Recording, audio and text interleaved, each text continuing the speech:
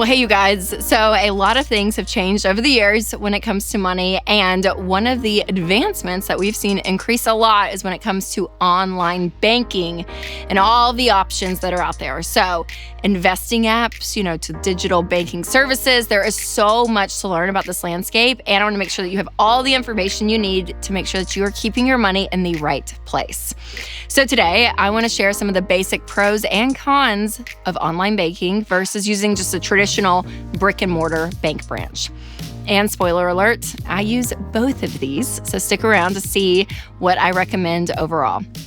And if you enjoyed this content and want to see more, be sure to hit that subscribe button because that is so helpful. All right, the first pro to online banking is that most are FDIC insured, which means that your money is guaranteed to be safe. I think sometimes the online banks, people are like, okay, can I trust them? Are they legitimate? But do your research, check into the specific one that you're looking at, but you will see that majority of them, yes, are insured. They are fine. They are just like another bank. Your money will be safe. Now, another pro to online banking is that they typically have higher interest rates. So on the savings side, this is a great thing because when it comes to savings accounts, money market accounts, high yield savings accounts, this is a benefit that you will get from online banks over brick and mortar. And simply because they don't have as many expenses that they have to keep up with, brick and mortar traditional bank, people are there full time, they're in person, there's actually a building, there's a lot of expenses that come along with that. And when it's just strictly online, they can save a lot of money that way. And the great thing is, as a customer, sometimes you get the better end of that deal because they're able to have higher interest rates. So again, when it comes to those money markets, and especially high yield savings accounts, online banks are great when it comes to this.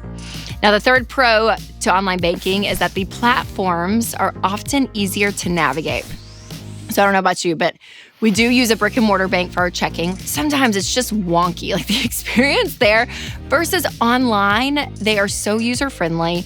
I mean, they have to be because they are, an online bank. But again, it is easy to access your information, to look at your records. I mean, the user friendliness of online banks is beautiful and wonderful, like the interfaces, the apps, all of it is really well done, usually compared to traditional banks. All right, one con when it comes to online banking is that moving your money from account to account sometimes can take a little longer than a traditional bank. So when you need access to this cash, it could take 1 to 2 business days, either to get it transferred over to another account or again, to get what you need out of it. Now, some online banks will come with a debit card that you can use, and use for so many transactions. And so obviously you can get to money quickly that way. Winston and I have an online bank that we use for our high yield savings account. And if we have to transfer money from that to our checking account because we're doing some type of transaction, it will take 1 to 2 business days. And it sometimes can stress me out. But again, we get a higher interest rate there. So I'm like, it's great. I'm great having money parked over there, but you just have to plan ahead. All right, the second con is a lack of face-to-face troubleshooting when it comes to problems that you have. So again, the great thing about a brick and mortar bank is you can drive down to the branch and see a person and actually talk to a person and get what you need fixed there. And sometimes that's just faster. We had a situation where we had to change a checking account and it was getting really complicated. And so we just went down to the bank and just did it in person. And it was so fast, so simple. Again, it can be a little inconvenient, but sometimes you can get your problem solved faster. Versus an online bank, you're going to have to find customer service. You're going to have to go, call a line, and sometimes it takes forever. Sometimes their customer service isn't as good at getting an actual person. But again, it can still be worth it. All right, in the same vein, because online banks are newer, it's kind of a newer option, companies that may not quite have all the kinks straightened out. So again, there's a little bit of a give and take because there are some online banks that are popping up, which are great. And again, it's not that they're wrong, but again, the newer the bank, the more ups and downs could happen, whether that's actually like the interface of what you're using the bank for when it comes to an app or a website, or just different things can happen, right? So when you have something with a long track record, they have usually worked through a lot of things going on so that you can actually get a smooth process.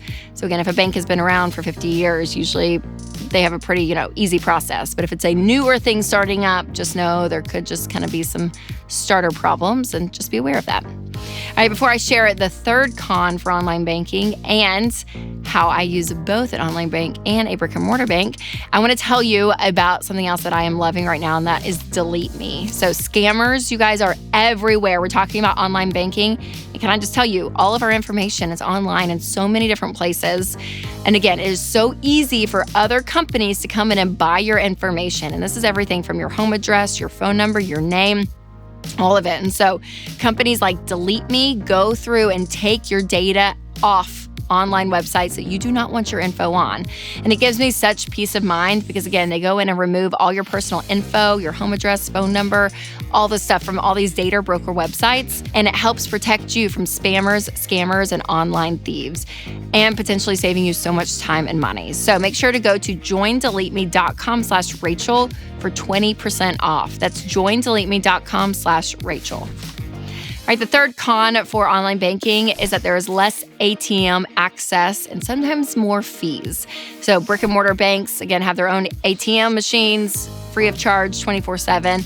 But with online banks, again, sometimes you have to use other ATMs and there's going to be some fees attached to that. Now, there are some online banks that are affiliated with brick and mortar banks, which is great, but not always the case. So if you do need cash, and if you use cash, whether, again, it's for tips or like whatever you need it for, things that happen, you probably will pay a hefty fee to use another ATM.